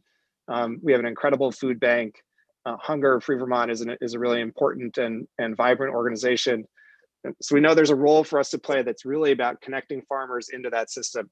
And we were excited to do a bunch of that work this last year, and we'll continue it in the years to come. I think that idea of making sure that our food system, our local food system, which we're so proud of, feeds Vermonters in need, is something that that's something we really need to hold on to long after COVID goes away. Yeah, and Next slide. we're spending quite a lot of time on food security and all that in our committee. And I think this coming week, we've got different groups coming in to try to put a package together to work into the future with a program that would secure, make our food systems more secure. Excellent. Well, and I mean, we're also in conversation with Senator Leahy and Senator Sanders and their staffs about food security and resilience work at the federal level too. So, always in these cases, what we're looking at is what can we be doing here in Vermont, and what can we be doing with partners at the federal level to bring more resources in to match whatever the state is able to do. It's always the way that we're thinking about it. Yeah. Abby talked about this already, that in this moment we saw this incredible reach for the outdoors, and you could see that showing up in a whole bunch of different ways. Parking lots just being packed everywhere for town forests and community lands of different kinds. Just a real. Sorry, go ahead, Bobby. Forest and Parks, Mike Schneider's already been in looking for more money to add on to the parking areas at some of these trailheads so that we can, make it easier for people to get to the trailhead. So, no, it's really coming alive.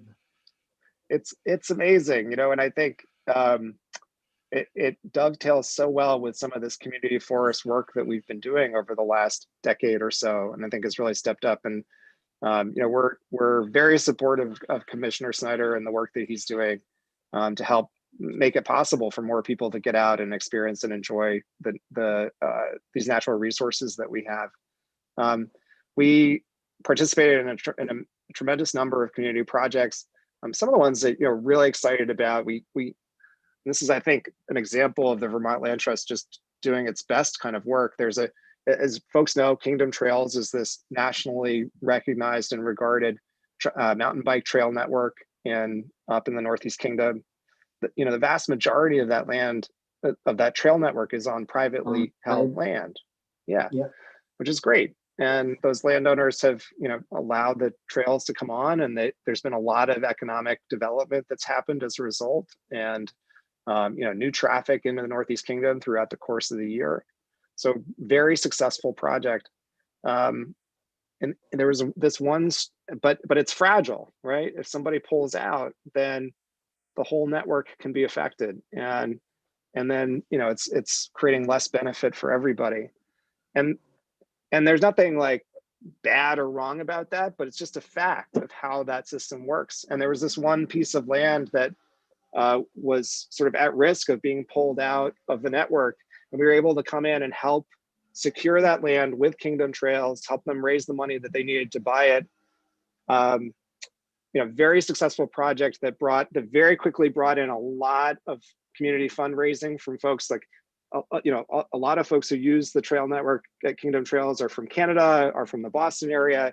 So we were basically just facilitating this love for Kingdom Trails, and we're able to help secure this connector piece that makes sure that network remains intact. So that was I think, a really good example of us doing the work that needs to be done, and a role that we love being able to play, helping to activate and facilitate that energy that's already there.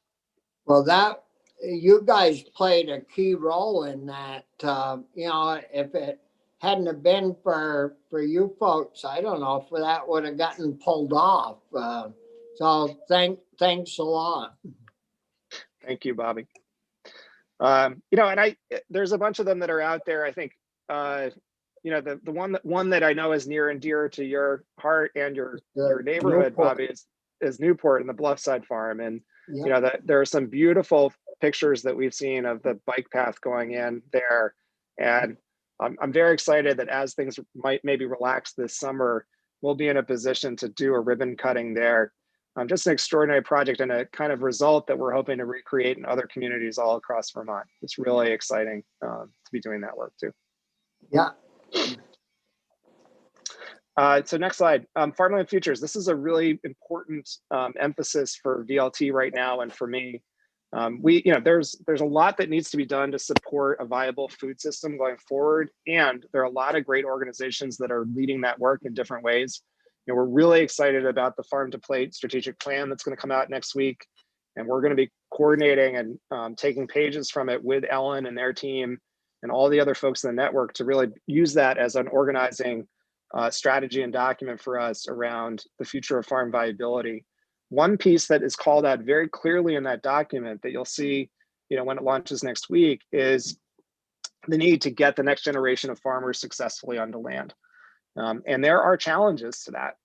There are financial challenges, there are business model challenges, there are land configuration challenges, there's access to capital challenges. And we've recognized over a decade of really focusing on new and beginning farmers as a particular group that we want to work with, that not only do those challenges need to be addressed, but they need to be addressed in a really coordinated way so that those new and beginning farmers don't have to go to us and Farm Viability and the Intervale Center and Extension and the bank and whoever. They need to spend their time farming, not figure out how to manage the technical assistance provider network. So we've done a lot of really good work with some federally and again, with a lot of federal funding support to bring those networks together, to provide one point of contact between the Intervale Center, Farm Viability, NOFA, and us for these new and beginning farmers, to be working with them on a case management basis that says, okay, we've got a group of 300 new and beginning farmers that we're working with. We got a group, the set of land that we know is going to transfer going forward. How do we best match the right people to the right land and give them the supports that they need to be successful? And one piece that VLT is taking on within that we are very well positioned to do, and we've had a great bit of success with over the last year, is to raise a financing vehicle that allows us to provide flexible, low-cost lease terms to new and beginning farmers to help them get onto land and get through that first 2 to 3 years when they're in the process of building their business and getting to profitability. Last year in November of 2019, we made an announcement that we were going to launch a Farmland Futures Fund, and a $15 million fund that would allow us to do this. And I thought it would take us a year or two to raise that money, and we raised it in 4 months, including a $10 million investment from the state's Clean Water Revolving Fund.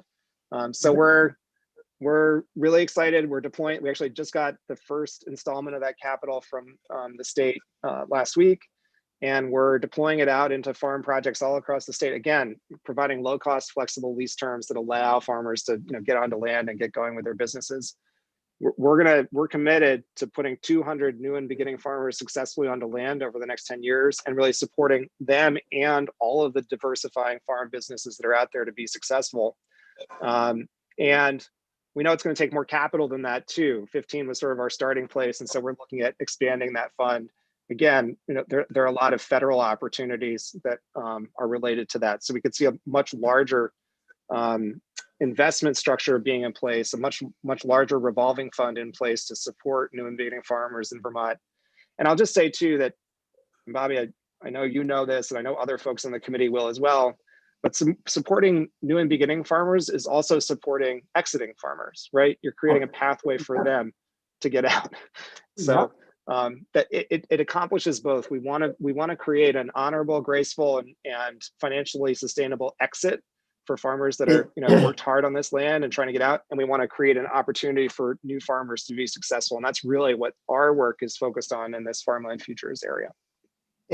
Does it work when we have a farmer that wants to sort of get out, and he's already sold the development rights and and done all the right things to, move along, is that the time to pick up these, if there's wetlands on that farm that could be preserved and haven't been, is that the time to do that, either to help the new guy get on or to help the senior member that wants to leave to exit with some dollars to help their, living expenses into the future? Absolutely, Bobby. It's a really important point that when that moment comes up, there's an opportunity.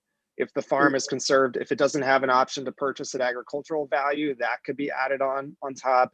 If there are environmental protections that want to be added to that property based on what we know now about soil health and sustainability, those are incredibly good times to put those protections in place and to pay for them, so that they can help to support that transition.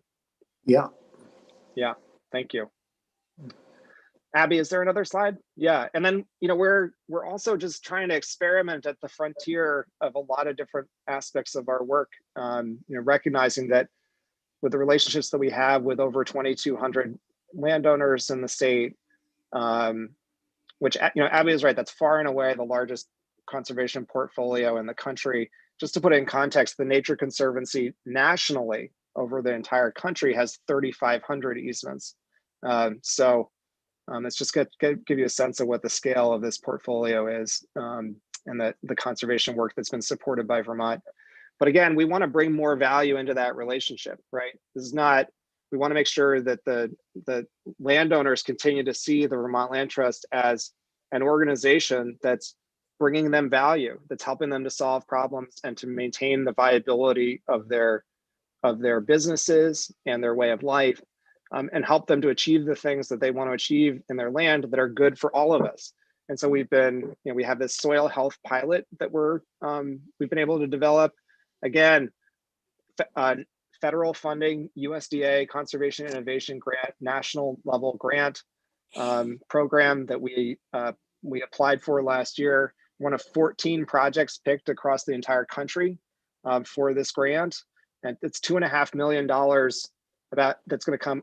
About $1.5 million of that is going to be direct incentive payments to farmers to try different soil management practices, and for us to do some measurement of those soils with UVM and some other partners. So we're starting to figure out what are the kind of practices and approaches that lead to measurable benefits in terms of soil health. And also in that, we're taking the chance to measure carbon as well. And thinking about what are the opportunities to facilitate more soil carbon work in the state, and really, take the conversation that's happening about payments for ecosystem services right now and turn it into pilots and programs and actual payments. We've been talking about this for a long time, and I'm one of the worst offenders, so I'm not pointing fingers at anybody else, but talking about it is not going to make it happen. We need to move into actually showing how it can be done. And these measurements are a really important first step in that. It would seem that, if we don't have the measurements to verify what we say we can do, who's going to want to buy, a pig in a poke? You've got to have some facts and figures to really implement a forward-moving program. Yeah, it comes down to science and study, and so we're trying to play a role in that along with a bunch of others. In the places where that's more established, in the forest carbon area, there's just the protocols are clearer and the markets are clearer, and we're trying to tackle other pieces like how do you create projects that are of sufficient scale in Vermont so that the economics work out? How can we get access to forest carbon markets for Vermont forest landowners? The viable size for a forest carbon project right now, and I think I've talked with the committee about this before, is about 5,000 acres. And as Commissioner Snyder likes to remind us, the median forest parcel size in Vermont in the current use program is 150 acres, right? We got a lot of forest, but it's in a lot of small pieces. So how do we bridge that? How do we create the opportunity for those folks to participate? And we've done some really good innovative demonstration work around how do you aggregate landowners together, including a project with Cold Hollow, Canada, where we have 8,600 acres of aggregated land coming together to participate in what is really the first true aggregated forest carbon offset project in the country. And we're looking at opportunities to expand on that model and to help other people to develop forest carbon initiatives and programs. We're really interested in and honestly humbled and grateful to be a part of a discussion and work around indigenous lands. I think the committee will remember that we helped to create the first tribal forest in Vermont, the Nalheganaki Forest. Yes. And I'm sure you do. And we continue to work with Chief Don Stevens and with other representatives from the Missisquoi Abenaki Band and the Elnu Abenaki Band on identifying lands that are of particular significance to the Abenaki and coming up with plans and strategies for returning that land to their ownership and and they wouldn't even call it ownership, right? They would call it their stewardship. So that's been a really wonderful part of our work and something that we are continuing to expand and build on. It's been, I think a real learning opportunity for us and a great relationship building opportunity with folks who have just a really profound connection to Vermont, or as they would say, to Indokina, this land that has been their home since time immemorial. So really excited to be building that and continuing to do more work in that area. And then I've talked a little bit about this, but we see land restoration, a bunch of different kinds, whether that's a watershed and a wetland restoration project, riparian buffers, and actually planting the trees there. Thinking about reforestation in certain cases, or species mix of the forests in certain areas to help to increase the diversification of species there. Invasive species management. I mean, all these factors we're working on with landowners all across the state. And I see a lot of opportunity to, again, be bringing more private resources in to support innovative land restoration, land management work here in Vermont that could leverage state work and also federal funding that could come in to support this. Vermont, I know you guys have heard me say this before, but I'm going to say it again. Vermont's forests and our agricultural landscape, they're a state treasure. They're something that we need to protect, care for. And the significance of them is being understood by more and more people outside of Vermont as well. This is a regionally significant natural resource that we have. And I would argue that it's actually being seen now as a globally significant natural resource. And it exists because of the decisions that individual landowners across the state make every single day. And being able to work with and influence and provide incentives that support those decisions is just a real joy for us and what drives us to come to work each day.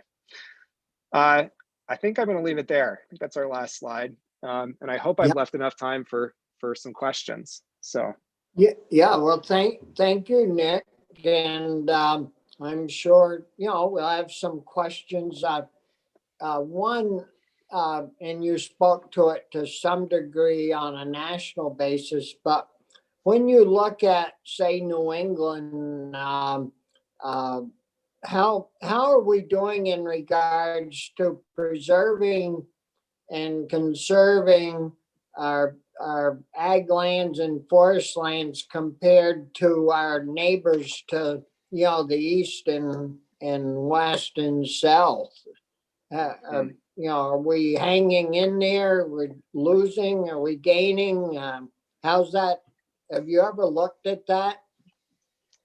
Yeah, I mean, we actually look pretty closely at it, and I think Vermont's done a very good job in terms of conservation easements, and putting the kind of broad structures of resource protection in place and support in place. The things that we see around the edges that I think are more troubling are related to forest fragmentation, and I wouldn't be surprised if Commissioner Snyder had continued to talk about that. We see parcelization happening in forests, and when that parcelization happens, so as the parcels get smaller, the tendencies for driveways, roads, other things just to come through once that happens, a lot of the function of those forests, starts to become impaired. So that's something that across the state, we just need to really be reckoning with and thinking about. And on the ag land side, we're just the economics of agriculture right now are meaning that land is starting to go out of production. And that's concerning. If after a couple of years of not being in production, it loses a lot of its productivity. And, for all of the land in Vermont, it's going to take some time to rebuild the kind of soil health that's going to allow it to really function as fully as it should. So I think those are challenges and headwinds for sure. We've got a really good starting place with the amount of conservation that we've done and the structures that we have in place to support good working land stewardship. But we got some headwinds too. And I think, in my view, the economic viability of agriculture is a place where we really need to focus. And Chuck Ross if he were here, would say, I was on a call with him yesterday. The best conservation plan for a farm is an economic viability plan. And on some level, I agree with the former secretary on that. Yeah, you can't.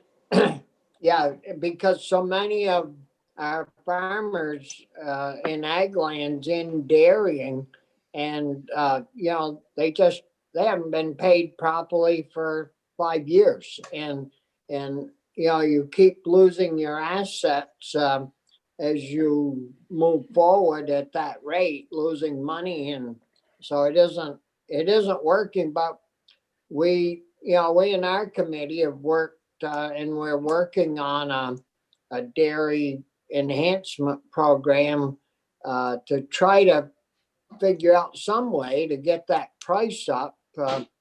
And I've said it many times. It's pretty sad when you go to the grocery store and a gallon of milk costs about the same dollars as a pint of ice cream. It doesn't really make much sense. That you can get $4.50 into a pint of ice cream and go pick up a gallon of milk for, in some stores, some days $3.99.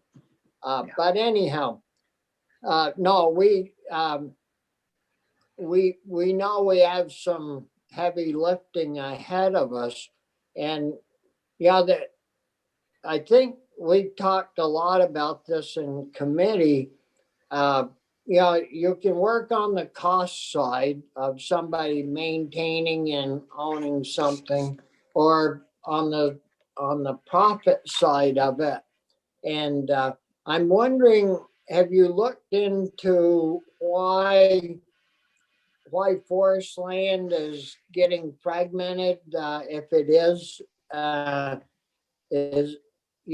it inter-family transitions? And like in my family, we had about maybe 5,000 acres, but as it moves down through the generations and you keep it within the family, it keeps getting smaller chunks because there's more people, more heirs or whatever. And have you folks looked into that at all? We have. You've just raised like two really interesting points, Bobby. And I think, one back on the farm side for just a second, one thing that I'm also very concerned about is, and that we're spending a lot of time at VLT focus on, is the fact that fewer and fewer Vermonters are connected to or know a dairy farmer who lives down the road. When I was growing up, and I've talked a lot with Carolyn Partridge about this in the House side, because she's next door neighbors with my grandparents, or where my grandparents lived in South Windham, Vermont. And they had a shared neighbor, Jim Perry. Jim Perry was a dairy farmer down there. There were 3 or 4 dairy farms on Windham Hill when I was visiting there as a kid and spending time with my grandparents, and none of them exist anymore. And that's sad for the economy and for what's happening in Windham in some ways. But it's also, the other thing that it creates is it just creates a situation where all those people who live on Windham Hill don't have a dairy farmer down the road. they're not personally connected to it. And I think one thing I'm really concerned about is the way that, as we struggle with as a state, all of us, in figuring out how do we move forward with a strong economy, with a good environment, with an agricultural sector that works, that it's easier and easier. It's never been easier to just point a finger at somebody that you've never met and say they're the problem. And I'm concerned that that's happening. And there are fewer and fewer folks in Vermont who have had their car pulled out of a ditch by the tractor that's down the road, or spend time at a kitchen table with their dairy farmer neighbor. And we're not going back. We're not going to be able to change that, but we can build a bridge so that people feel more connected to each other. And that's something that we're really focused on. The forest fragmentation, I think it's happening for a lot of different reasons. It's what you've described. And it's also, it's tending to happen in places where there might be a lot of economic pressure too. And so, this is something that's happened a lot in Stowe and in Morrisville, and also down by Stratton. In that area, you can see the proliferation of these 50-acre blocks of forest land, and maybe with one house in the middle. And I think, so there's a lot of different factors, and it's a complex topic, and I'd love to come back and talk with you guys more about it in the session at some point. Yeah. Are there questions from the committee members? Brian, Senator Colmore? Thank you, Mr. Chair. And I know we only have about 10 minutes before we're supposed to be on the floor, but I wanted to follow up on your question.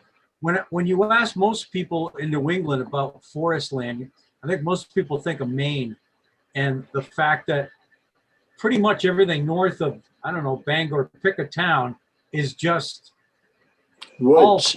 Was that a deliberate move, or is it just because nobody wants to move there? I know, I don't care about going up to Presque Isle because of the ride between Bangor and Presque Isle is so, it's all you see is trees, Brian, and a moose now. I hear you. I've been there. Go ahead. Well, anyway. Well, I think it's a great point. I think one of the things that we're dealing with here in Vermont is that so much of this forest was at one point agricultural land too. So that's, in terms of where it started, right? We were at a point where we were only 20% forested in this state 150 years ago, and now we're 80% forested. So a lot of it was in ag land, it was in small holdings. So we were even starting from a place where there are fewer 5,000 acre chunks to begin with. That's one of the dynamics. There's a lot of things that go into that. But I agree. I think another thing that I hear in what you're saying, Senator, is that there's this tendency for people in the southern part of New England to just kind of lump everything that's beyond a certain area as the Great North Woods. And wilderness. Nobody lives there. Yeah, and how do we help those folks to understand that the water that they drink and the food that they eat and the places that they recreate exist because of the stewardship of people who live in those places. And so again, I actually think payments for ecosystem services, carbon, soil health, those kinds of things are a great way to kind of start that conversation with Southern New England. Thanks, Nick. Yeah. Other questions, Anthony? Anything? Been good? Well, I think this has been a great presentation from you folks, and certainly interesting for us.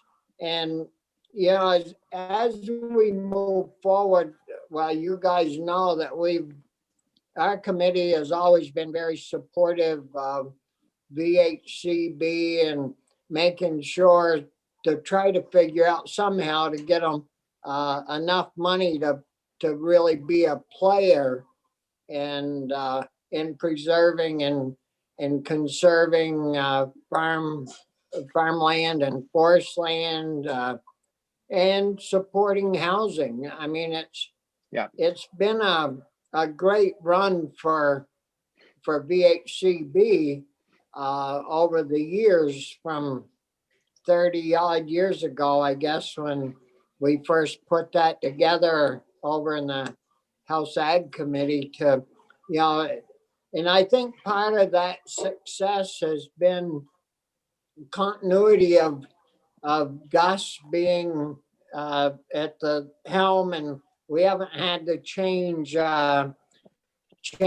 directions a lot of time. We've kind of stuck with the map and haven't got off on the side roads a lot.